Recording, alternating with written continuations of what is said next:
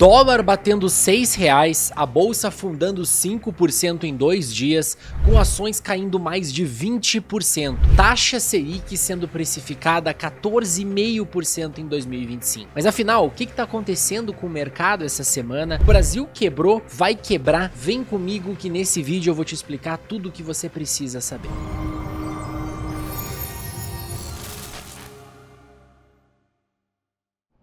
Fala pessoal, eu sou Felipe da Bull, trader e investidor há mais de 10 anos e fundador do projeto Trade de Valor, um canal aqui no YouTube que busca te ajudar a operar e investir no mercado financeiro.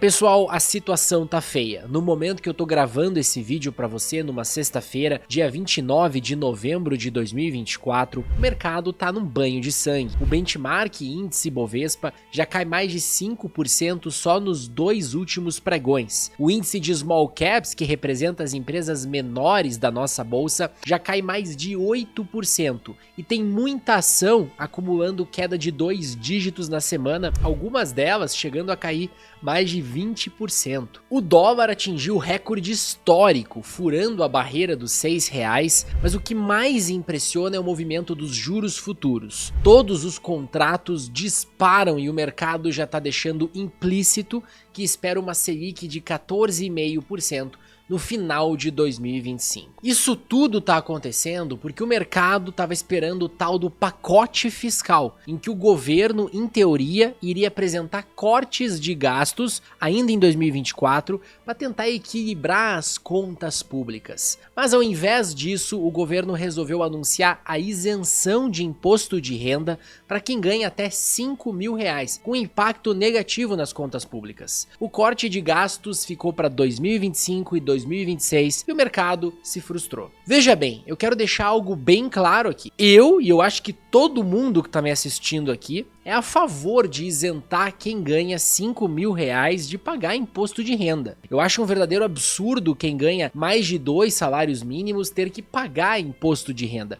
A gente sabe que com o preço das coisas no Brasil hoje, dá para sobreviver com essa grana, que dirá pagar imposto. Mas a gente tem que ser realista aqui. Não há espaço no orçamento federal hoje para comportar essa medida sem um bom corte de gastos. E eu vou te mostrar isso nesse vídeo. Mais do que isso, nesse vídeo você vai entender como o governo se financia, o real impacto dos juros altos, por que a nossa dívida é insustentável, principalmente como proteger o teu patrimônio nesse cenário. Antes da gente começar, eu já quero pedir para você não esquecer de deixar o like aqui no vídeo e eu também quero te fazer um convite. A lista de espera para a próxima turma do grupo de acompanhamento está aberta. Lá você recebe os nossos relatórios com as melhores recomendações do mercado. Este ano, enquanto o índice Bovespa caiu 7% e o índice de Small Caps despencou 18%, os nossos assinantes já acumulam mais de 36% de rentabilidade. Num ano ruim para o mercado, a gente está fazendo os nossos assinantes ganharem dinheiro. O link está na descrição, não perde essa chance. Vamos para o conteúdo do vídeo. Para você entender o quão grave é o cenário fiscal do nosso país, você primeiro precisa entender como funcionam as dinâmicas de receitas e despesas do governo e como ele faz para se financiar. Como você já deve saber, o governo tem uma série de obrigações contratadas. Todo ano ele precisa ter dinheiro para fazer repasses para os estados e municípios, para a previdência social, para a saúde, para a educação, para a segurança pública,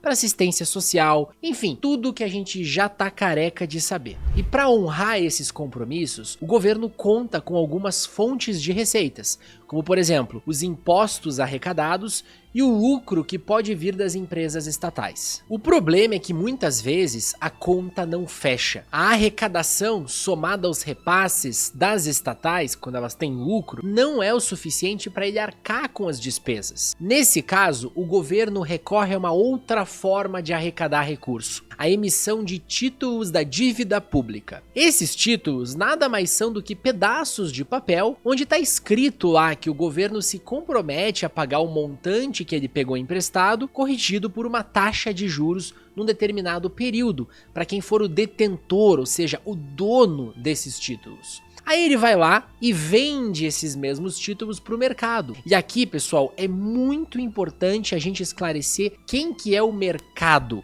Porque o governo que tá aí, os principais veículos de imprensa, agem de forma maliciosa ao dar a entender para a população que o mercado é um cara ricão, do mal, num terno da Hermenegildo Zenha, num escritório de mármore Carrara, lá no 30º andar de um prédio na Faria Lima. Quando na verdade não é nada disso. Todos nós fazemos parte do mercado. As pessoas que trabalham, poupam dinheiro e investem num fundo de previdência, pensando na aposentadoria, por exemplo, representam grande parte do mercado. Se você faz parte do sistema financeiro, nem que você invista na poupança ou deixe o dinheiro parado na conta corrente, você faz parte do chamado mercado. Isso porque o banco vai trabalhar com esse dinheiro enquanto ele estiver parado na tua conta.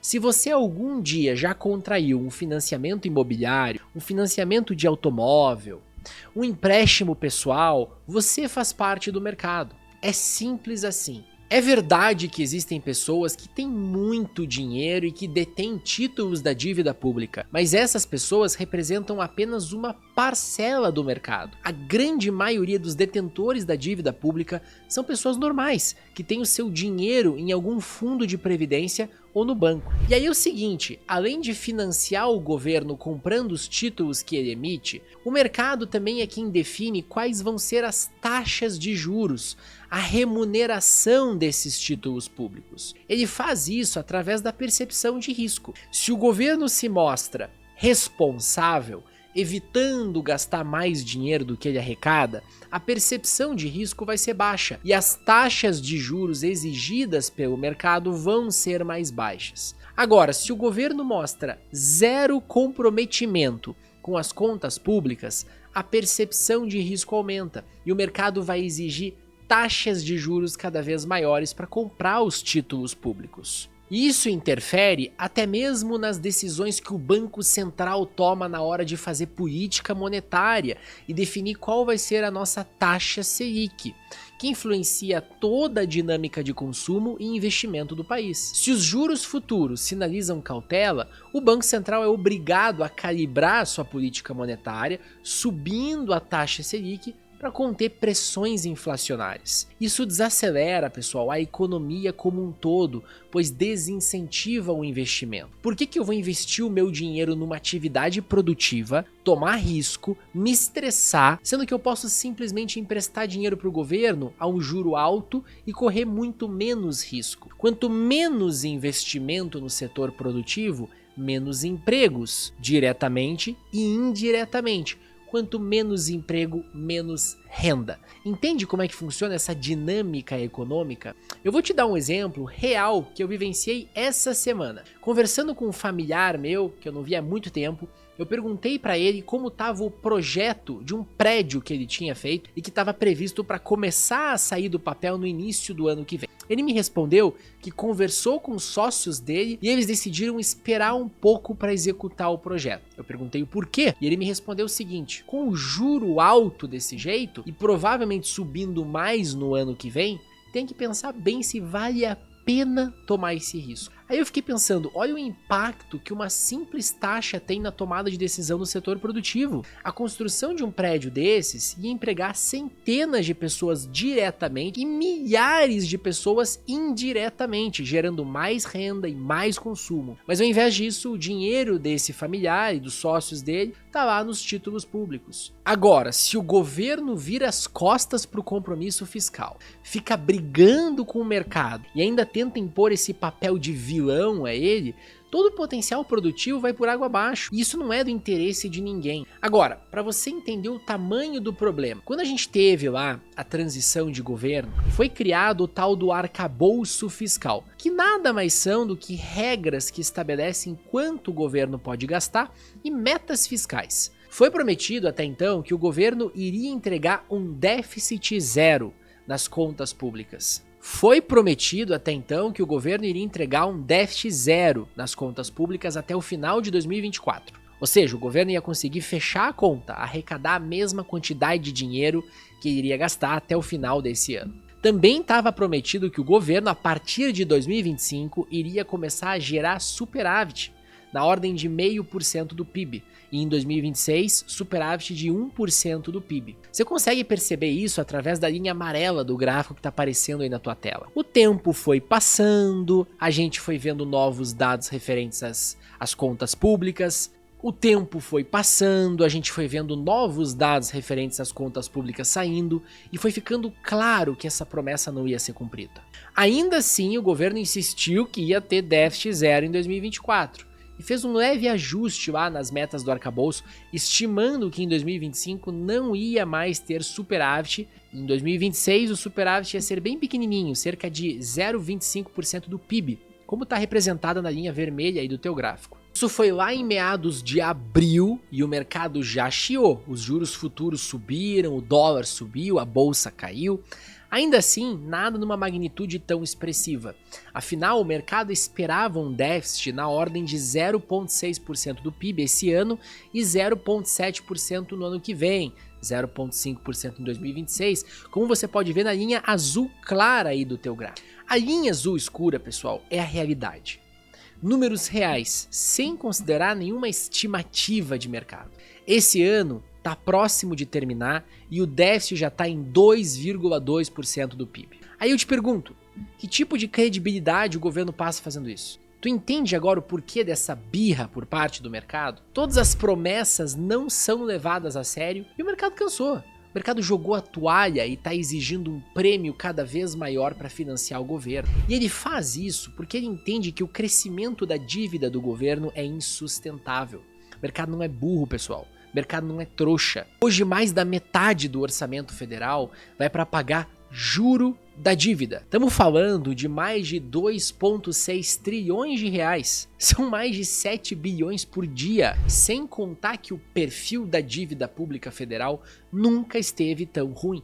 Mais de 42% da dívida hoje está atrelada à taxa Selic. Se a Selic sobe, a dívida cresce exponencialmente. Mais de 30% da dívida está atrelada ao IPCA+, que hoje está batendo lá 7,1%. Está próximo dos patamares históricos. O resto está atrelado aos pré-fixados de 13%. Ou seja, não tem escapatória. Ou corta gasto e controla essa dívida, ou ela vai crescer igual bola de neve daqui para frente. E daí a gente entra em outra questão. Se o governo não cortar gasto, até que ponto o mercado vai aceitar financiar uma dívida que cresce de forma insustentável? Vou trazer uma informação assustadora aqui para você. Hoje, no ápice do estresse do mercado, não apareceram compradores nos leilões de alguns títulos por parte do Tesouro Nacional. Ou seja, o Tesouro foi lá, ofertou alguns títulos públicos com taxas exorbitantes e mesmo assim ninguém quis comprá-los. Este é um sinal de alerta muito grande e geralmente são os primeiros sinais do que a gente chama de dominância fiscal. Dominância fiscal ocorre quando a política monetária perde a capacidade de controlar a inflação, porque o governo depende demais do endividamento para financiar os seus gastos. O Banco Central, mesmo querendo controlar os juros ou a inflação, acaba limitado pela pressão da dívida pública. Então ele acaba ficando inutilizado. A percepção de risco aumenta tanto que no final das contas fica difícil até mesmo achar alguém para financiar a dívida pública, que passa a crescer num ritmo ainda mais escabroso. Aí só resta uma alternativa ao governo para se financiar: imprimir moeda. Já que ele não consegue mais emprestar de ninguém, no cenário extremo, ele cria moeda nova que passa a alimentar um ciclo de hiperinflação. Ah, o déficit foi de 500 bilhões? Não tem problema. Manda o Tesouro imprimir dinheiro e pagar o déficit. Este é o cenário mais triste que tem. A gente viu isso acontecendo na Turquia e recentemente na Argentina. Infelizmente, quem acaba pagando a conta disso são as pessoas mais pobres, que não têm meios para se defender nessa situação. Porque até isso acontecer, até chegar nesse ponto, o rico já tirou o dinheiro dele do país. O rico já encontrou inúmeros meios de se proteger do cenário hiperinflacionário.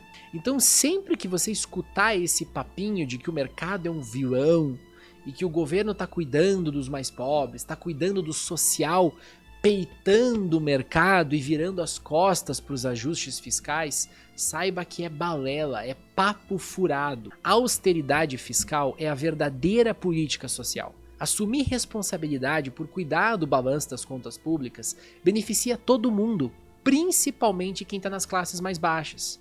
Não tem saída. Mas aí eu te pergunto, você acha que o governo atual vai ter esse nível de comprometimento? Na minha opinião, não. Por mais que eles anunciem qualquer coisa para tentar enrolar o mercado mais um pouco no curto prazo, no médio e longo prazo esse governo veio com um único objetivo: gastar para se perpetuar no poder.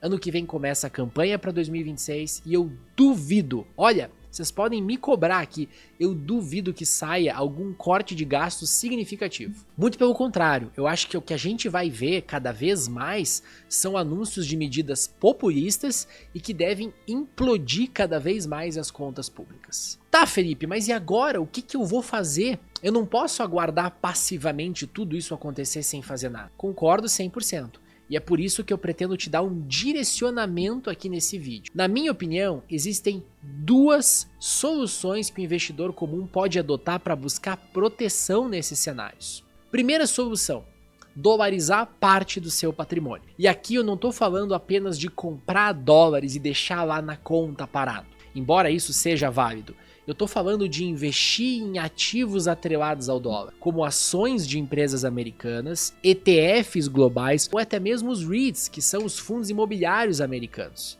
Essa postura te protege de dois riscos: a desvalorização do real e o impacto da inflação descontrolada no Brasil. Pense nisso como um seguro financeiro contra essas crises internas. Hoje, investir fora do Brasil é mais acessível do que nunca. Tem vários vídeos aqui no canal ensinando você a fazer isso e eu venho alertando vocês para a necessidade de ter recursos lá fora desde 2021. Eu vou deixar os links para esses vídeos aqui embaixo na descrição. A segunda solução: aprender a operar vendido. Num cenário de juros altos e estresse no mercado, muitas empresas vão sofrer e você pode lucrar com isso. Ao operar vendido, você ganha quando as ações ou os ativos caem. E antes que você pense que isso é complicado, eu posso te garantir, com o conhecimento certo é mais simples do que parece. Aqui no canal, além da gente ter um vídeo que ensina você a fazer tudo isso, da teoria à prática, a gente também faz lives diárias analisando o mercado e apontando eventuais oportunidades.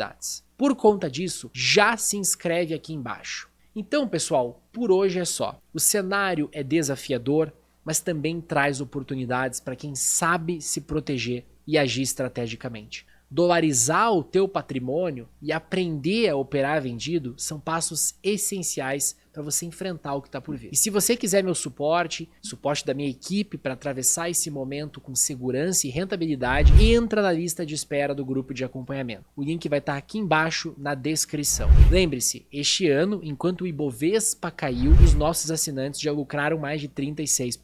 Não deixa essa oportunidade passar, cara. Se você gostou desse conteúdo, deixa o like aqui embaixo, compartilha com quem precisa ouvir essa mensagem e se inscreva no canal para mais vídeos como este. Vamos juntos. Um abraço e até a próxima.